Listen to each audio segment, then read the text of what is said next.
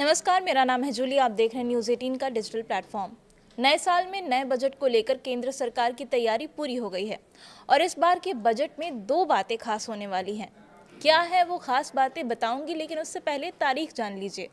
केंद्रीय वित्त मंत्री निर्मला सीतारमण 1 फरवरी 2026 को संसद भवन में बजट पेश करेंगी। बजट को लेकर सरकार और वित्त मंत्रालय की तैयारियां अब अंतिम चरण में है। 28 जनवरी 2026 को राष्ट्रपति के भाषण के साथ संसद का बजट सत्र शुरू होने की संभावना है।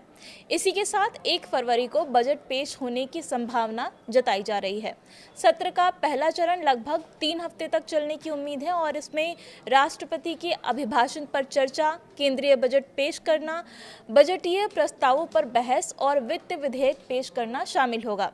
प्रधानमंत्री नरेंद्र मोदी से राष्ट्रपति के अभिभाषण पर बहस का जवाब देने की भी उम्मीद है। सत्र का दूसरा चरण, जो लगभग 4 हफ्ते तक चलने की संभावना है, उसमें प्रमुख सरकारी विधेयकों को पारित करने और मंत्रालयों में अनुदान मांगों पर चर्चा करने के मुद्दे केंद्रित रहेंगे। किसानों से लेकर नौकरी पेशा लोगों तक, शिक्षा से लेकर रेलवे और इंफ्रास्ट्रक्चर तक हर वर्ग के लोग इस बजट का बेसब्री से इंतज़ार कर रहे हैं। इस बजट को लेकर के काफ़ी सारी उम्मीदें जुड़ी हुई हैं। और अब आते हैं बजट की दो खास बातों पर।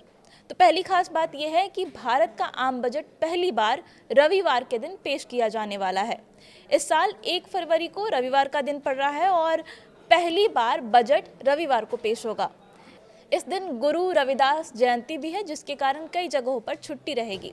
रविवार को सरकारी दफ्तरों से लेकर शेयर बाजार भी बंद रहते हैं। और अब दूसरी खास बात की भी बात कर लेते हैं।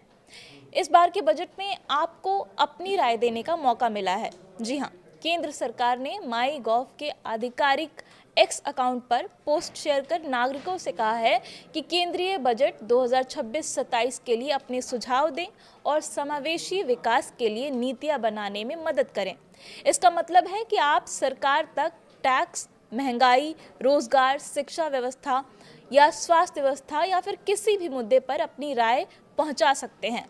यानी अगर आपके मन में बजट को लेकर कोई भी सुझाव है, कोई आवेदन है, किसी तरह की कोई राय है, तो उसे आप सीधे सरकार तक पहुंचा सकते हैं। ये पहल आम लोगों की भागीदारी बढ़ाने की दिशा में बहुत बड़ा कदम माना जा रहा है। 2026-27 के बजट का सभी को बेसब्री से इंतजार है। खासकर अमेरिका के टैरिफ से लेकर वैश्विक तनाव के बीच बजट में क्या कुछ खास होगा, इस पर सभी की नज़र टिकी हुई है।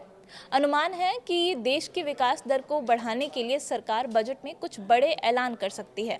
सरकार आयकर दाताओं की संख्या बढ़ाने पर जोर दे सकती है, क्योंकि वर्तमान में 150 करोड़ की आबादी में से केवल 3 से 3.5 करोड़ लोग ही आयकर का भुगतान करते हैं। पिछली बार 12 लाख की आय पर छूट एक महत्वपूर्ण कदम था। अब इस साल के बजट में सरकार क्या फैसले लेती है, इस पर सबकी नज़र है। और 1 फरवरी को जब वित्त मंत्री निर्मला सीतारमण बजट पेश करेंगी तो सारी बातें साफ हो जाएंगी।